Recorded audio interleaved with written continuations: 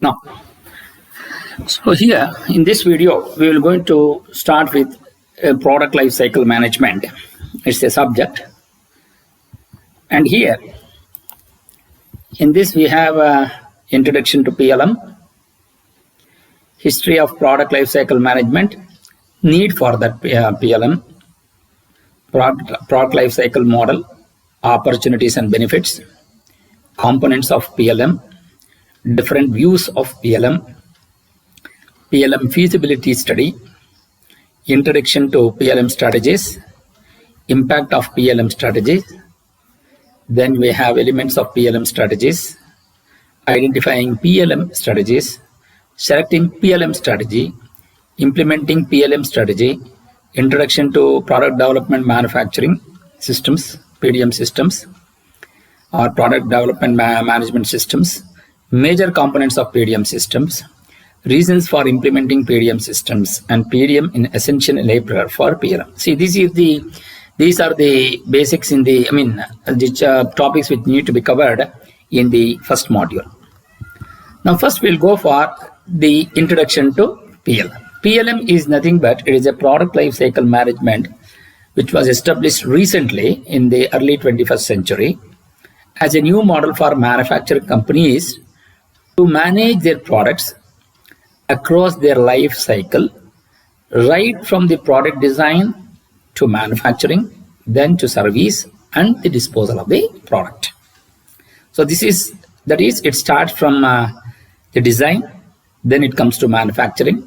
Then after the manufacturing, once the components have been delivered and the components are produced, then also we need to know how to do the servicing, and also finally it has to be disposed to the product.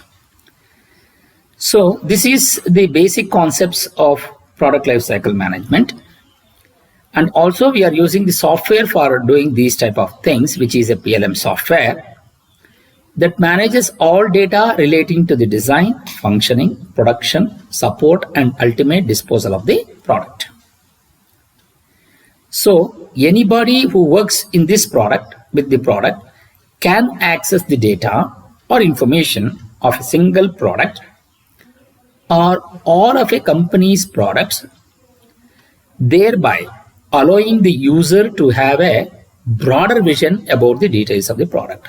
So that means once we have using the software, it is a centralized database wherein anybody can access within the organization depending upon the capacity of the personnel who is working on that particular product. He can access the data or information. So that is the advantage of using this PLM.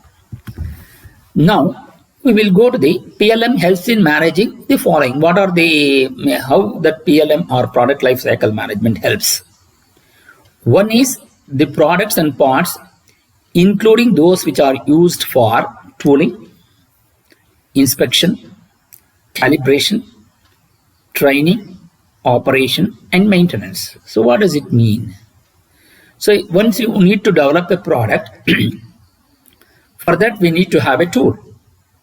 So once the tool has been done, after the product has been produced, it has to go for an inspection. And then we have a periodic calibration of the requirements of some parts. And after that, we need to give a training, operation, and maintenance, how to maintain the toolings.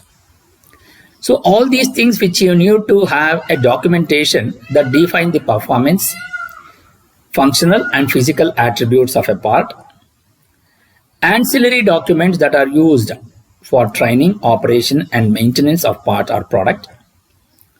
And then we have electronic computer files that supports product design, development, production, and subsequent post-production phases. And also material content which are including the reporting on legally prescribed or hazardous substance and the identification of part recycling and disposal methods.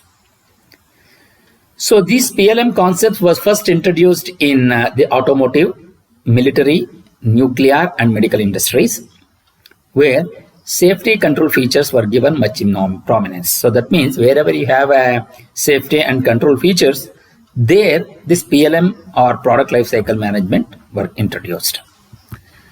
Next, what is the need for a PLM? Why do we require this product lifecycle management? So this is the main important thing.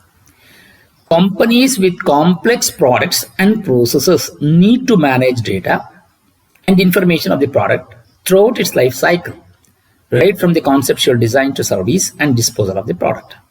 So that means in some companies wherein you have a huge data which is to be procured or to be maintained, which is not possible to do by using the manual process, then they go for this product lifecycle management, which means you need to have a huge amount of data which need to be stored or information of the product. So from the, right from the conceptual design, then to service and to disposal of the product. The moment when we talk about product lifecycle management, it is always to start from the design, the manufacturing, and the service and the disposal of the product. So maintaining a database containing large amount of information and making this information to be available and accessible to the right person at the right time is a very complex and tedious task. So that means whenever we want to have a data which is to be referred at any point of time, the database or the data has to be available in the database. And that is required and accessible by the right person at the right time. So it is a very, very complex and also a very tedious task. So in such cases, we need to have the PLM. It becomes necessary that business processes, engineering, software development, design analysis, and other responsibilities that are a part of an organization's operation need a better model to support the product development. The PLM manages data, people, that means the workers or the staff, business processes like whatever the managerial processes, like we need to have a planning, we need to have a marketing, all those things which you need to have. All these data which is to be procured. Manufacturing processes like how the process has to be, how the components or the product has to be manufactured, which are all the operations which you need to carry out, and the planning of these processes and assigning the manufacturing of parts to a particular machine on a particular day. And all these comes under the manufacturing processes. And in anything else pertaining to a product, like other than the manufacturing business and data, other than those things, like what is the functionality aspect of the product, and then we have what are the advantages of using this particular product with the other assemblies. Thereby, these are the other requirements of the product, thereby facilitating better communication among those working on with the product. So that means, because whenever we develop a product in an industry, it is a set of the departments will be involved on a single particular product. So it will be an interdepartmental activity which will going to be carried out in each department. Like suppose if you want to develop a product, for that we need to have a design. So the design department will be in. Once the design has been done, we need to have a planning. So the planning department will come into the picture. Then once the planning is done, then how the manufacturing has to take place. So the manufacturing department will going to come. Once the manufacture is undergoing, after the manufacturing is over, we need to go for the inspection. So the inspection department will going to come into the picture. So this is how we will going to have a lot of departments are involved in developing a single product. So that is for that reason, we should have a better communication between these departments.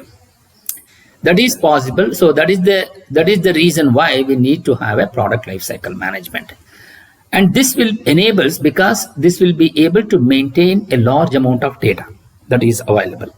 So that is the reason why the need for these PLM. So if you are considering the requirement of the PLM, so one is it should be produced from the conceptual design to service and the disposal of the product. And the PLM is required only because there is a huge amount of data which need to be stored and will need to be collected. And those data which should be available for a right person at the right time.